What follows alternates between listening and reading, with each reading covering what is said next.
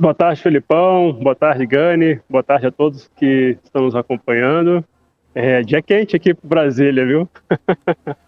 Pois é, dia quente e quente também, né, Eric? Eu estava aqui dando uma olhada rapidamente. A gente acompanhou o discurso do Arthur Lira, algumas pessoas falando que foi um discurso morno, um discurso sem muitos pontos fortes ali de impacto. Já o discurso do Luiz Fux acabou sendo um pouco mais enfático, né? O que você pode destacar aí para a gente desse discurso do presidente do STF? É isso mesmo, Felipe. Eu tive a mesma leitura. Eu acho que o Arthur Lira foi o primeiro posicionamento dele depois desse final de semana, que já foi um final de semana meio tenso, e depois das manifestações de ontem. Eu acho que do Arthur Lira, Felipe, a gente pode destacar que ele tem colocado essa questão de que o voto impresso é uma página virada. Isso é importante, porque parte das movimentações de ontem, parte do tensionamento que nós temos aqui entre os dois poderes, executivo e judiciário, tinha como embrião essa questão do voto impresso. Então, o Arthur Lira vindo a público e reforçando que isso tem que ser página virada é importante. E ele se colocou também como um algodão entre os cristais nessa briga que a gente está vendo, uma tentativa aí também de mostrar que ainda há caminho para diálogo, mostrar que ainda há caminho para tentar aqui destensionar esse clima institucional. Com relação ao Fux, Felipe, eu vou pegar um ponto, uma peça do puzzle que eu acho uma peça estratégica, que é uma peça muito interessante da gente acompanhar, que é o seguinte: há um movimento por parte do Bolsonaro e do grupo do Bolsonaro de tentar desconstruir a imagem do Alexandre de Moraes. E essa tentativa de desconstrução, Felipe, já vem desde da primeira iniciativa do Bolsonaro, quando encaminhou aqui para o Senado o impeachment contra o ministro. Ali, ele já está sinalizando para a base dele, o Bolsonaro já está sinalizando para a base dele, sinalizando para os eleitores dele, que as decisões que o Alexandre de Moraes tem tomado em diferentes aspectos podem ser contestadas, devem ser contestadas. Ontem, a gente viu um dos principais eixos do discurso do Bolsonaro foi justamente os ataques ao Alexandre de Moraes. E aí é interessante, porque a partir de agora, qualquer reação dele vai vir junto com um carimbo de que é uma retaliação ao Bolsonaro. Então, há uma estratégia em curso que a gente está vendo aí com relação ao ministro Alexandre de Moraes. Lembrando que a peça-chave disso tudo é que o Alexandre de Moraes vai ser o futuro presidente do TSE, vai ser o ministro que vai conduzir toda a eleição de 2022. Posto isso, voltando para o Fux disse logo ali na abertura, Felipe, o seguinte: as críticas institucionais não se confunde com a narrativa de desestabilização de membros do Supremo Tribunal Federal. Então, eu acho que aí, quando o Fux coloca essa frase logo ali na abertura do discurso dele, ele também já fez essa leitura de que há um movimento, se não é um movimento contra a instituição Supremo, há um movimento direcionado a um integrante do Supremo, e isso com certeza cria desestabilidade, isso com certeza cria depois uma sombra em torno de qualquer decisão que o ministro pode ter. Então,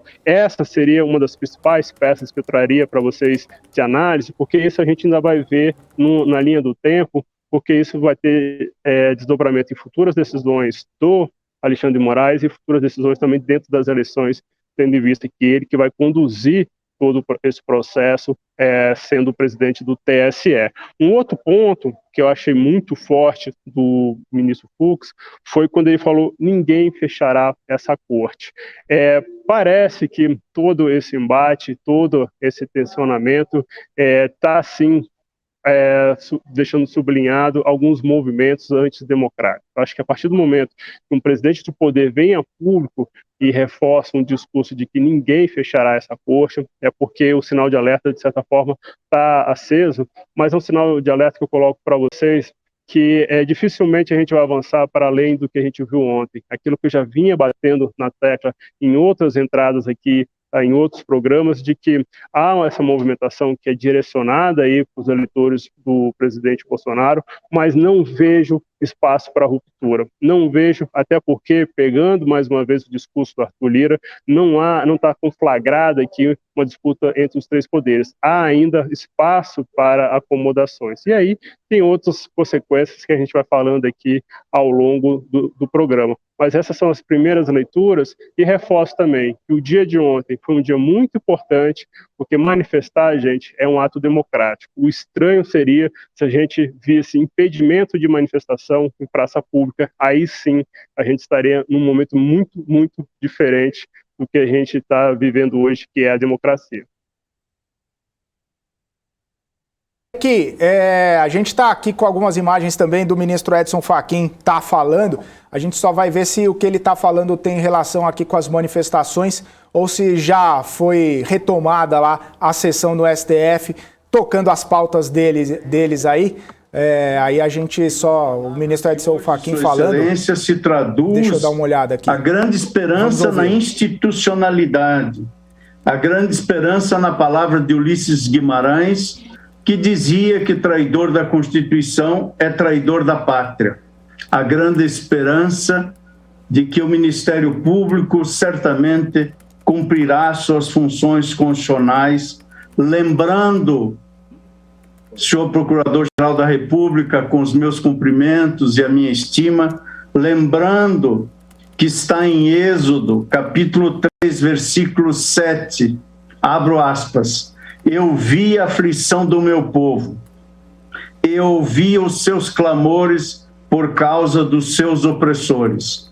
Sim, eu conheço os seus sofrimentos. Fecho aspas, no livro do Êxodo 3, capítulo, versículo 7. Cumprimento também, senhor presidente, ao excelentíssimo senhor ministro Bruno Bianco, advogado-geral da União, que aqui também sustentou e que recentemente esteve comigo em audiência, logo após confirmar-se a sua assunção a esse relevantíssimo posto, e para nosso gáudio fez de suas palavras a menção que sempre subscrevi, ou seja, a nítida separação entre Estado e governo na atuação da advocacia pública em defesa dos interesses da União.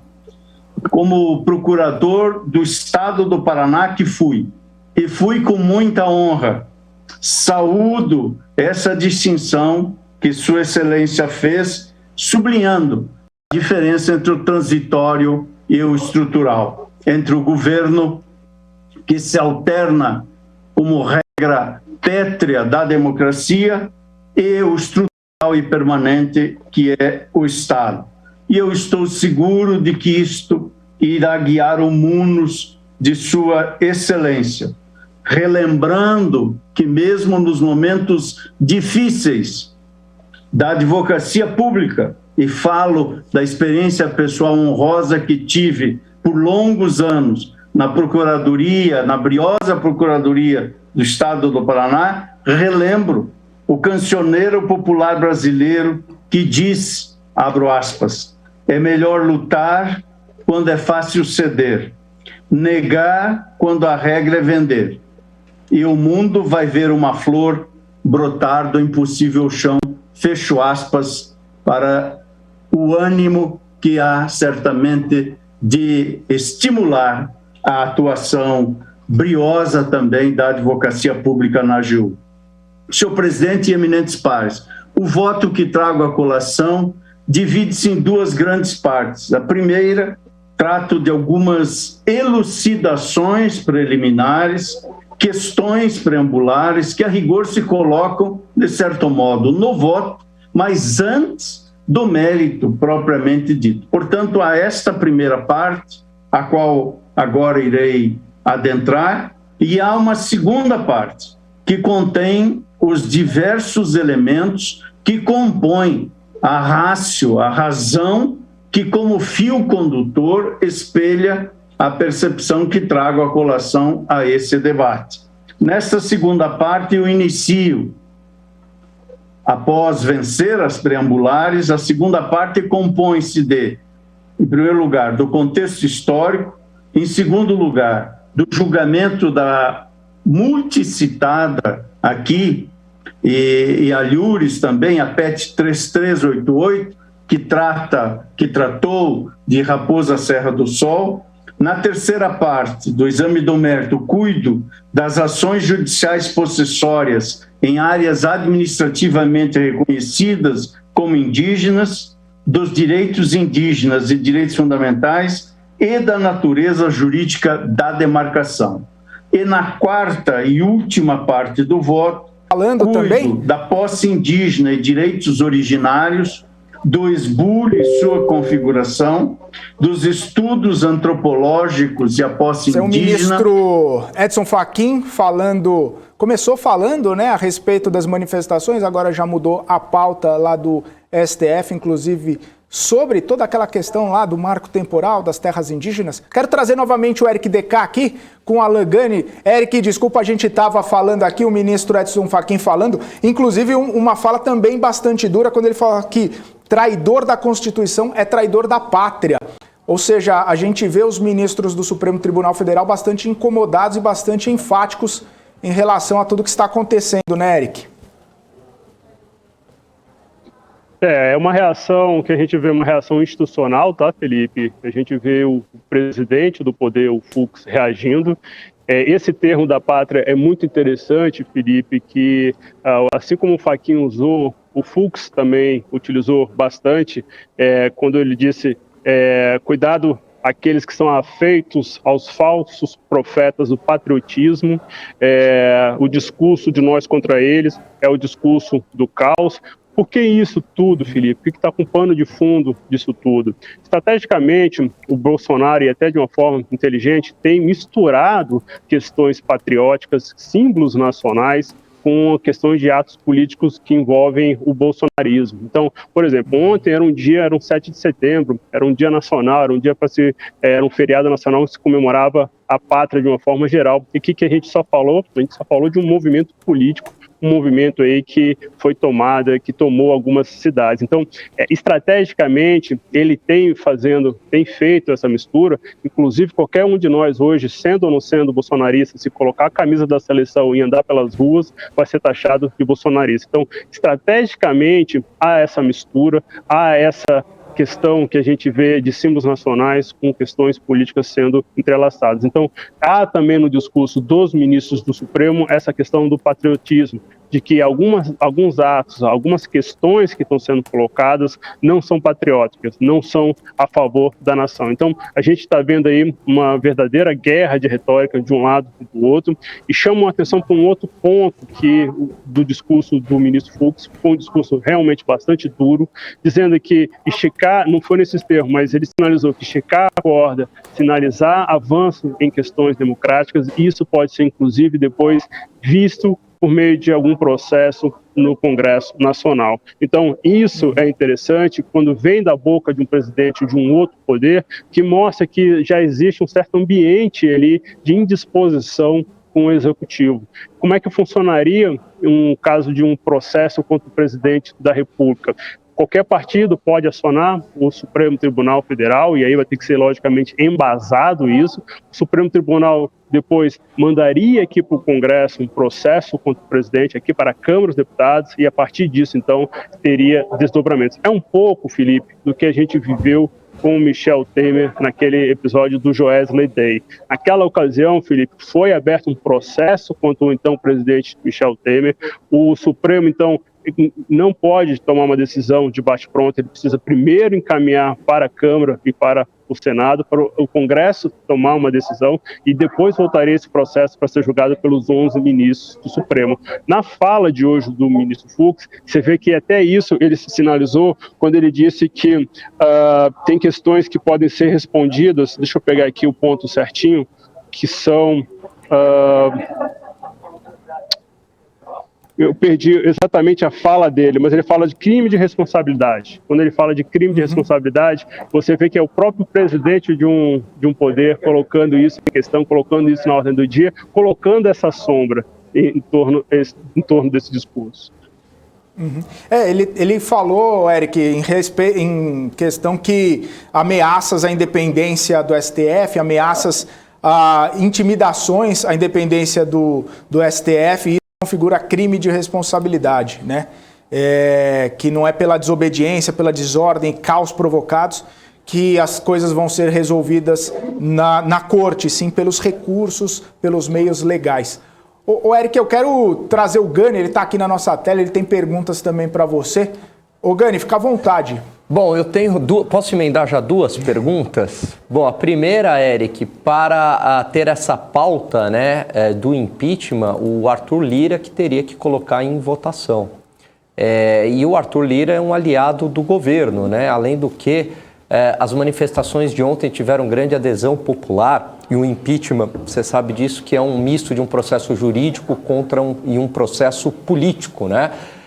Você acha que, dadas essas circunstâncias, o Lira aliado, apoio popular, se o impeachment, se de fato, né, ele iria avançar, haveria espaço para isso?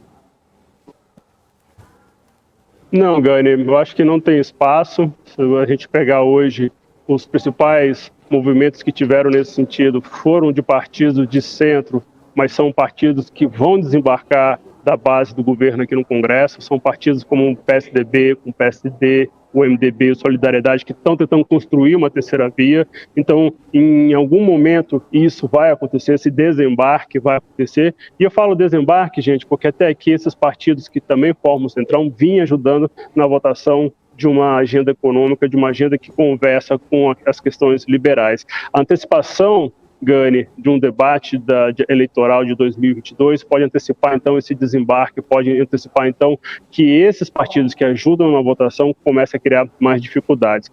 Por isso que, quando a gente fala de impeachment e olhar só sobre a ótica desses partidos, é natural, é dali que viria mesmo, além da oposição, seriam eles que puxariam essa tônica. Mas não há espaço para impeachment, é aquilo que você bem colocou, quem iniciaria qualquer processo aqui dentro é o presidente Arthur Lira, e ele é muito ligado ao governo, então a chance disso acontecer no curto prazo é muito pequeno. E tem um ponto, Gani, que é muito importante, que impeachment, aquilo que eu tenho repetido para a turma, não acontece da noite para o dia. Tá? O impeachment normalmente é um processo que se arrasta aqui no Congresso por pelo menos um ano. E se você olhar daqui para frente e colocar mais um ano no seu calendário, a eleição já vai estar praticamente acontecendo. Então, há essa pressão, há esse movimento. Eu acho que isso ajuda, inclusive, Gani, a confundir o investidor que está no exterior, porque quando o cara olha lá de fora para cá e vê todo esse embate nas manchetes, um presidente contra um outro presidente, um do judiciário, o outro do executivo, impeachment quicando, essas questões que estão um pouco desencontradas aqui, eu acho que isso acaba contaminando o ânimo do investidor lá fora, porque se para a gente juntar essas pecinhas aqui desse puzzle já é um exercício bastante grande, imagine para quem não está no nosso ambiente, imagine para quem está lá fora. Posso mais uma, Felipe? Você me autoriza? Vai lá, tá autorizado. Pode ter algum tipo de retaliação do Supremo na questão dos precatórios, ô Eric? De dificultar a negociação, é um ponto que a gente vem destacando. Pois não, complementa. Não, era exatamente isso, né? De dificultar essa negociação que já vinha ocorrendo de uma forma razoavelmente tranquila, né? Pois é, eu acredito sim, tá, Gani? Isso é um ponto que a gente vem alertando desde a semana passada. Já vinha essa construção desse ambiente de tensionamento. Tem duas semanas que o presidente Fux vinha arbitrando uma negociação com o Congresso, com o presidente Arthur Lira, com o presidente Pacheco, em torno da PEC dos precatórios. E aí é interessante reforçar que era uma alternativa que vinha do Judiciário, que é da onde a origem dos precatórios, a origem dessa dívida que o governo vai ter que pagar surgiu ali no Supremo, e era o próprio Supremo, então, que estava se encaminhando para uma solução que passaria até por uma questão de parcelamento. Mas como até uma conversa que a gente já teve, que você trouxe para a gente, os investidores viram esse parcelamento oriundo do Judiciário de uma forma mais tranquila, do que um parcelamento feito por parte da PEC dos precatórios. E faz todo sentido, porque o parcelamento feito por meio da PEC dos precatórios sinaliza um possível rompimento de gasto. E a origem da PEC foi do próprio governo. E há uma desconfiança dentro do mercado financeiro, e Gani, eu acho que você sabe até mais do que eu,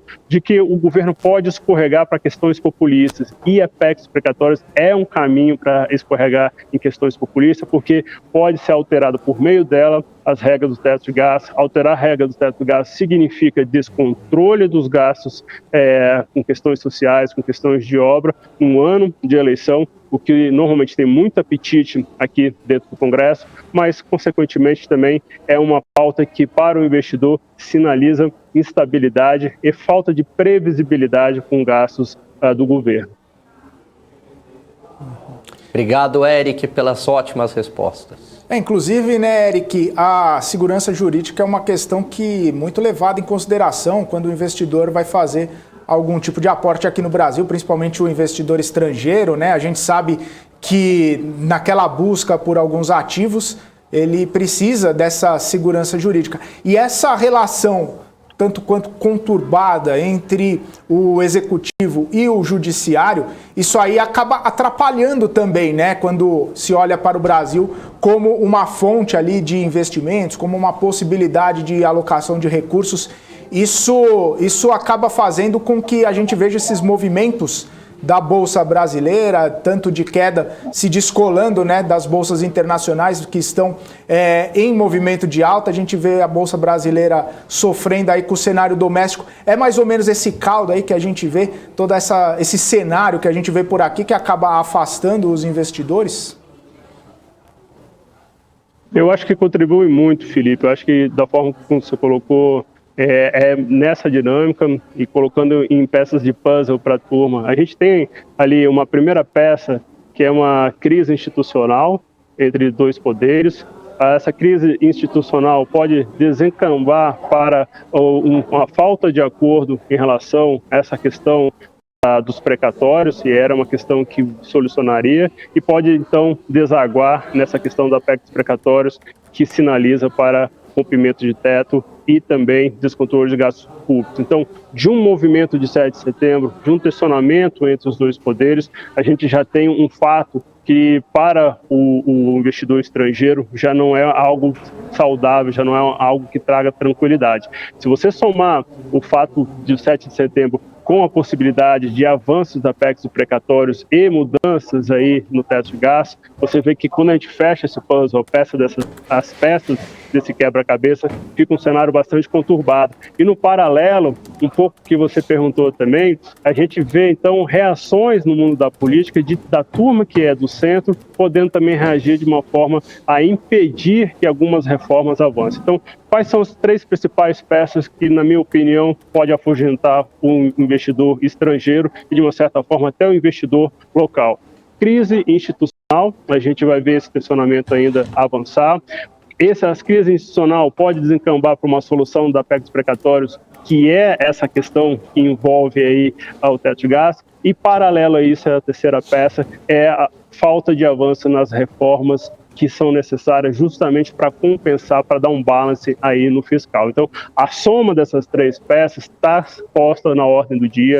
A soma dessas 3 peças é o que a gente vê hoje no dia 8 de setembro, e agora a gente vai ter que esperar um pouco dos desdobramentos. Só para vocês terem também uma noção maior do impacto no mundo da política com relação ao evento de ontem, estava previsto sessões aqui no Senado e todas as sessões foram canceladas, tanto no plenário quanto nas comissões. O argumento que se teve, eu conversei com a assessoria do presidente Rodrigo Pacheco, é com relação à segurança. Eu reforço para vocês, aqui eu estou dentro da Câmara dos Deputados, aqui em torno da Câmara, que fica a Praça dos Três Poderes, tem uma segurança muito forte. O complexo que fica aqui, toda a Praça dos Três Poderes, teve a segurança reforçada. Então, esse argumento de que falta segurança para ter sessão, eu vejo mais como uma questão política. Então, a gente vê mais uma vez uma questão política travando o avanço de alguns temas aqui dentro do Congresso, oriundas desse 7 de setembro. Então, a gente tem vários componentes aí para a gente acompanhar, e esses componentes postos hoje, essas peças se encaixando hoje, a gente vê que tem bastante componentes de preocupação para o investidor local e do exterior. Ô, Eric, inclusive você tocou no assunto das reformas aí. Tem muita gente preocupada que a pauta do governo não vai andar agora, né? Com toda essa crise, essa tensão aí. É isso que está correndo aí nos corredores, a ideia do Pacheco não promover os trabalhos essa semana, agora o Lira falando. O que corre aí é que é isso mesmo, as reformas, as pautas do governo, as coisas importantes que precisam, né, ser votadas, ser colocadas em discussão, vão ficar um pouco adiadas, mesmo com o Lira falando, né, que vamos seguir votando e colocando em discussão as pautas importantes para o país, mas o que você sente aí é que isso vai acabar ficando um pouco paralisado? Eu acho que essa semana sim, Felipe, acho que essa semana não tem espaço para avançar nenhum tema. Um dos temas centrais dos políticos, dos congressistas, neste mês de setembro, é a questão eleitoral, porque é neste mês que tem que se resolver as próximas regras da eleição de 2022. Então, o foco deles vão estar centrado nessa questão eleitoral, não vai ser nas questões de reforma. E tendo todo esse caldo aí de cultura que a gente teve desse final de semana e de ontem, alimenta ainda mais a esse sentimento de não, vamos deixar para um outro momento, quando as coisas esfriarem. A grande questão, e aí mais uma vez olhando para o calendário, é que se a gente avançar para outubro já está muito próximo do final do ano. Eu acredito que se a gente chegar em outubro sem essa agenda de reformas avançarem, Felipe, eu acho que a agenda vai ser única e exclusivamente o orçamento do próximo ano e a questão do Bolsa Família. Lembrando que as parcelas do auxílio emergencial devem vencer nesses próximos meses e o governo precisa, então, colocar ali algo para substituir. Eu acredito que essa vai ser a agenda que vai dominar e essa agenda de reforma acaba sendo escanteada também, tendo em vista questões que envolvem aí o calendário e também aquilo que a gente comentou dessa base começar a se desfazer aqui dentro do Congresso, que é uma base que vai se deslocar para não querer beneficiar o governo Bolsonaro em 2022. Entendi. Tem mais pergunta aí, Gani? Não, o Eric acabou antecipando a pergunta que eu iria fazer na resposta dele, né, do que estaria penalizando a Bolsa. Então eu vou mudar um pouco aqui, Eric. Você acha que é mais a questão dos precatórios, uma retaliação do Supremo, e aí o governo vai para a PEC dos precatórios e adota um populismo ali, abre espaço para um populismo? Ou é um desembarque de alguns governistas travando pautas? O que você acha que pesa mais nesse momento para a Bolsa estar caindo? Qual que é a sua percepção? Eu sei que é difícil. Eu acho que é a soma, tá, Gani? Eu acho que é a soma dos três. Eu acho que a gente ainda vive o calor desse tensionamento de ontem, com respostas hoje bastante duras do presidente do Supremo, Fux. A gente viu isso durante o programa. Você vê que o clima ainda está tenso, então o clima estar tenso sinaliza aí que não há ainda espaço para alguns dos poderes conversarem. Eu acho que isso faz parte, sim, do impacto que a gente vê hoje na Bolsa, e aí depois vai desencadear essas outras peças que acho que não está no dia de hoje do olhar do investidor, mas isso vai estar no curto prazo, porque um dos efeitos desse é realmente falar, opa, mas é aquela história lá que a gente está falando de precatórios, como é que ficou mesmo? Então, não ficou, a gente vai ter que partir para a PEC, e aí eu acho que a gente vai ter um outro estresse também pontual quando isso estiver ocorrendo, e essa questão da base, do centro, começar a deslocar, isso vai ficar cada vez mais cristalino, Gani, daqui para frente. Não é no dia de hoje, é com o primeiro movimento, sim, quando eles pedem impeachment, quando esses partidos do centro pedem impeachment, mas vai ser no dia a dia. Hoje, a única pauta de interesse aqui, como eu falei para vocês, é a questão eleitoral.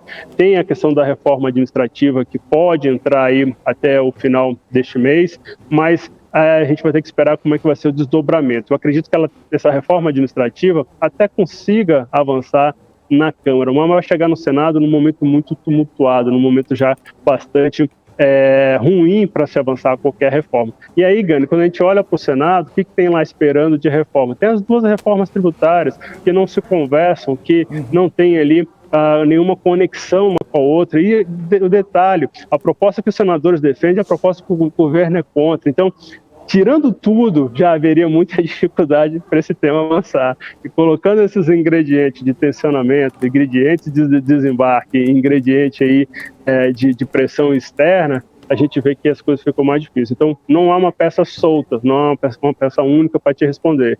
Eu acho que hoje é o fator ainda da ressaca de ontem, mas essas outras vão estar aí no radar do investidor aí no curtíssimo prazo. Maravilha. Isso aí. Ô Eric, só um minutinho aqui, o Daniel Morales está me chamando, ele tem notícia, ele tem informação aqui sobre caminhões a caminho de Brasília. Ô Morales, conta pra gente aí o que você tá vendo aí, o que você tá apurando aí pra gente, por gentileza. Pois é, o Felipe, a informação que chegou aqui pra gente é que caminhões estão bloqueando a esplanada e pressionam por invasão ao acesso do STF. Mais de 100 caminhões ocupam nesse momento a esplanada dos ministérios e são usados para pressionar pela derrubada no bloqueio que dá acesso ao Supremo Tribunal Federal e ao Congresso Nacional. De acordo com informações da Folha de São Paulo, o movimento é de empresas do agronegócio de Goiás, Santa Catarina e São Paulo. A maioria dos caminhões estacionados no canteiro central e nas vias da esplanada traz a identificação dessas empresas. O trânsito segue bloqueado e até agora havia uma grande quantidade de manifestantes em frente aos ministérios. Segundo a Folha de São Paulo, o clima é de hostilidade, jornalistas não podem chegar até o local, não conseguem chegar até o local, e os policiais militares do Distrito Federal fazem nesse momento barreira que impede o acesso ao STF e também ao Congresso. Lembrando que os ministros retomaram aí a votação nesta quarta-feira sobre a tese do marco temporal para a demarcação de terras indígenas, conforme o ministro Fachin havia comentado agora há pouco. Por enquanto, os manifestantes seguem em Brasília a bordo de caminhões, falam abertamente em invasão ao STF, em fechamento da corte e em prisão dos ministros. Continuo acompanhando essas informações aqui, qualquer novidade eu já te chamo, Felipe. Legal, Morales, obrigado aí pelas informações, inclusive agora estamos todos na tela aí. O Eric, essa movimentação de caminhoneiros é um ponto de alerta aí, é um ponto sensível em Brasília, essa questão pode ter mais desdobramentos, como que você avalia isso? Felipão, eu acho que corrobora com aquilo que a gente falou quando o presidente do Senado, Rodrigo Pacheco, decidiu não ter mais nenhuma sessão aqui. Existe ainda alguns movimentos aqui em volta, mas só para deixar todo mundo na mesma página. Há sim um reforço policial muito grande aqui na região que engloba a Praça dos Três Poderes, tá? Esse bloqueio que o Dani trouxe é um bloqueio que fica bem distante aqui da porta do Congresso.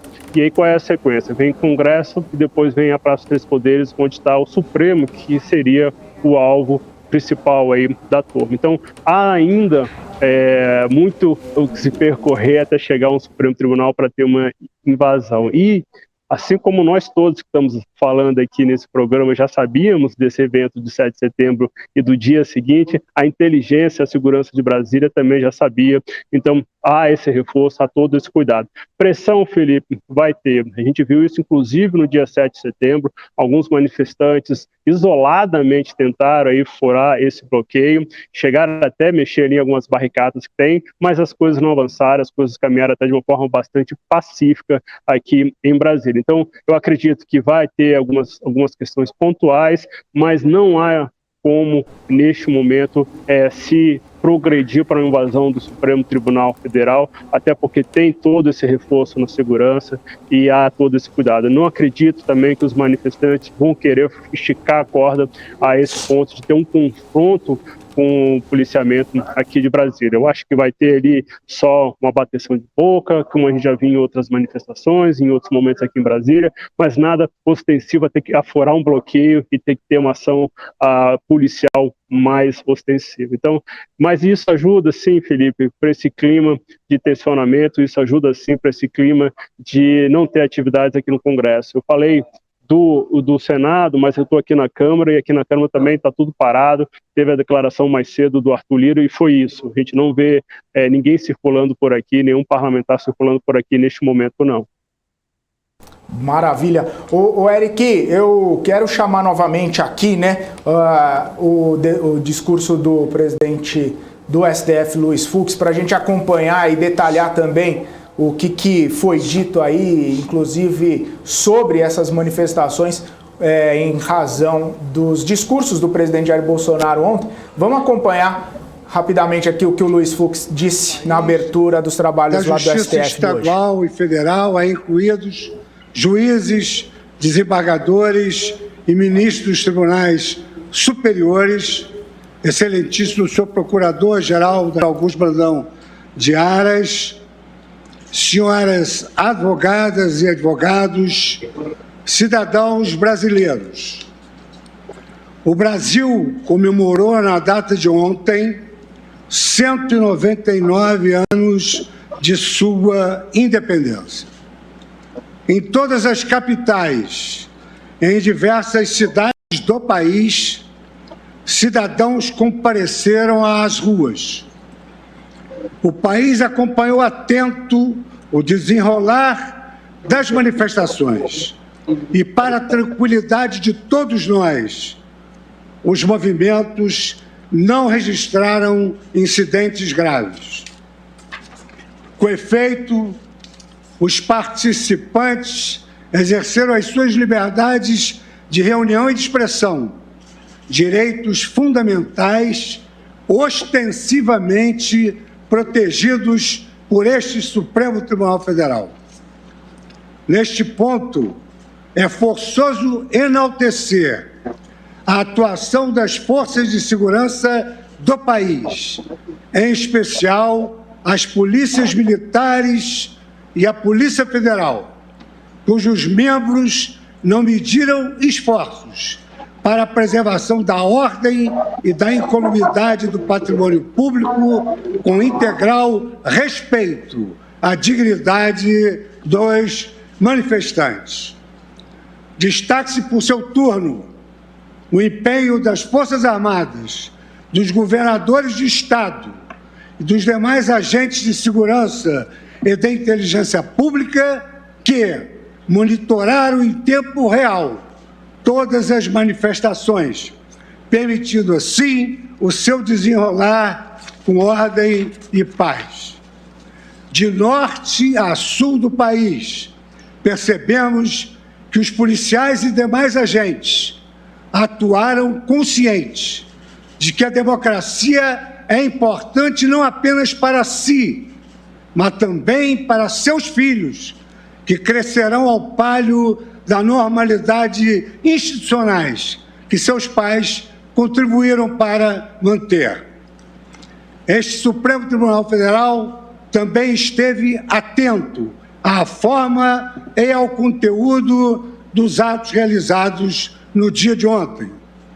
Cartazes e palavras de ordem veicularam duras críticas à Corte e aos seus membros, muitas delas também vocalizadas pelo senhor presidente da República em seus discursos em Brasília e em São Paulo. Na qualidade de chefe do Poder Judiciário e presidente do Supremo Tribunal Federal, impôs uma palavra de patriotismo e de respeito às instituições do país. Nós, magistrados, ministras e ministros do Supremo Tribunal Federal, sabemos que nenhuma nação constrói a sua identidade sem dissenso. A convivência entre visões diferentes sobre o mesmo mundo é pressuposto da democracia, que não sobrevive sem debates sobre o desempenho dos seus governos e de suas instituições. Nesse contexto, em toda a sua trajetória, nesses 130 anos de vida republicana, o Supremo Tribunal Federal jamais se negou e jamais se negará ao aprimoramento institucional em prol do nosso amado país. No entanto, a crítica deu um problema aí, não carregou normalmente, mas aí eu quero trazer de novo o Eric aqui, só para a gente finalizar essa discussão aqui e comentar, inclusive, sobre esse discurso do presidente Luiz Fux.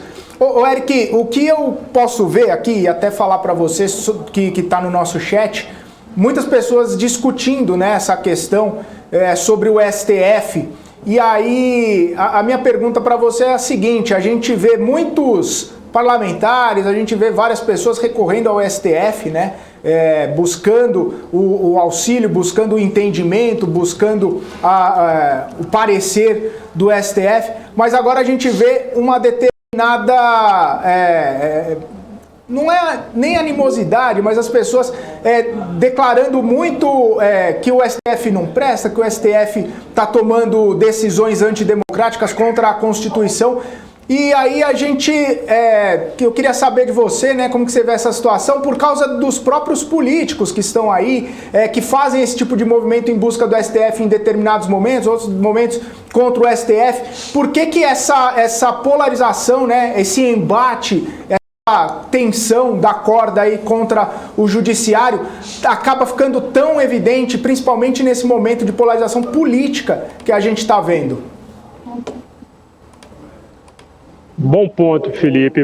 Eu acho que aí a gente tem que dividir também as ações e reações. A gente vê uma ação completamente direcionada de um presidente da República contra um membro do Supremo. Isso já abre espaço, então, para todo mundo ali que o apoia, também reforçar esse questionamento. É um pouco daquilo que eu falei para vocês. Eu acho que o principal destaque do discurso do Fux foi quando ele fala que as críticas institucionais não se confundem com a narrativa de desestabilização de membros do Supremo. Então a gente pode ver uma escalada nisso, tá, Felipe? A gente pode ver uma escalada nesse fronte de tudo que os ministros do Supremo decidirem ser questionados por alguns setores da sociedade, e isso capitaneado aí por um presidente da República. Mas a gente tem um outro prisma também, que é justamente a turma da oposição, a turma que é do centro, que se coloca hoje contra o governo, recorrerem ao Supremo Tribunal Federal em algumas ações. Então, o Supremo aí está sendo o foco, o bem ou o mal dessas duas ações, e por isso que eu acho que ele está no centro desse tensionamento, o que de certa forma é ruim, tá, Felipe? De certa forma a gente está vendo muitas questões políticas aí avançando para questões que envolvem o judiciário. Então, não é uma quadra boa para o judiciário. Eu acho que também ficar num confronto, alimentar o confronto não é o ideal entre qualquer uma das partes, mas eu acho que, infelizmente, essa vai ser a tônica daqui para frente, porque não está resolvida a questão do voto impresso, não está resolvido várias questões que envolvem a agenda do Bolsonaro, que estão linkadas à questão do judiciário e também questões eleitorais. Então, eu acho que a gente vai ver novas rodadas de embate, novas rodadas de confronto entre esses dois poderes, o que é bastante negativo. Mas o que está bastante claro, Felipe, é que o Supremo agora está aí com um centro de um debate, ele está ali em praça pública, discutindo aí o que é certo, o que é errado, saindo ali um pouco da esfera dele, saindo um pouco ali das quatro paredes que ficavam os ministros, e tendo aí que ir para a praça pública debater questões que, para mim, não teriam que ser resolvidas dessas formas, mas assim, somente durante as ações e os processos, que é onde os ministros devem se pronunciar. Maravilha. Gani. Ô, Eric, pegando nessa linha, nas manifestações de ontem, né, você tinha grupos que apoiavam ali abertamente o presidente, mas também tinham grupos que lutavam por liberdade ou por esse avanço autoritário do Supremo, né, em questão aí de liberdade de expressão e tudo mais, né? Dá pra gente separar da manifestação quem era ali núcleo duro do Bolsonaro, né? Quem é que é fiel apoiador, e quem não, que estava ali simplesmente por uma pauta de liberdade contra o Supremo, mas não necessariamente é um apoiador do presidente. É possível fazer essa distinção? Bem difícil, né, Gani? Isso é um bom ponto, tem dentro dessa sua pergunta até onde a manifestação de ontem foi uma manifestação favorável ao governo, uma manifestação de apoio único e exclusivamente ao governo. É bem difícil a gente distinguir uma coisa da outra, mas o fato é que a imagem está presente, essa é uma imagem que corre o mundo, essa é uma imagem que corre aqui dentro do Congresso Nacional, e foi uma imagem com milhares de pessoas nela. Então, assim, se as pessoas que estavam ontem nas ruas não estavam a favor do governo, ajudaram, contribuíram para que se tivesse esse sentimento de força, de tamanho, de popularidade do atual presidente. Então, é difícil distinguir. A gente viu diferentes pautas ontem nas ruas, mas o presidente Bolsonaro foi estratégico ao centrar o discurso dele na questão do Supremo Tribunal Federal. Não é à toa que o Dani trouxe para a gente essa informação de que existem caminhoneiros aqui no entorno da Praça Três Poderes forçando aí uma entrada. Isso também já é reflexo dessa estratégia de vamos focar no Supremo Tribunal Federal as nossas ações. Então, eu acho que isso que vai ser o principal carro-chefe aí do bolsonarismo, e se as outras pessoas tiverem outras agendas, vão ser colocadas, mas eu acho que essa vai ser, e está bastante claro, o que muitas vezes a gente não via em outros movimentos, que já tiveram movimentos aqui na frente do Congresso, que a turma cada um pedia uma agenda, mas nesse caso em especial está bastante claro, e eu acho que é um pouco daquilo que eu falei no primeiro quadro, de tentar desconstruir a imagem de um ministro que vai ser o responsável aí por toda a condução de um processo eleitoral em 2022. Colocou as imagens agora porque traduziu exatamente o que o Eric falou, né? Tinha lá, fora STF e apoio ao Bolsonaro, 2 cartazes distintos mostrando que são pautas ali distintas, né? Talvez. E engraçado, Gani, que em outras manifestações que já tiveram aqui, era assim, a favor da PEC X, contra o Renan, que era o presidente do Senado, contra isso, contra aquilo. É uma das primeiras manifestações que a gente não vê um ato contra o Congresso de uma forma geral. Se a gente lembrar ali, meses depois da eleição do Bolsonaro, que desencadeou a votação aqui da reforma tributária, teve uma manifestação na rua sem a presença do Bolsonaro, que foi a favor da reforma da Previdência, no caso.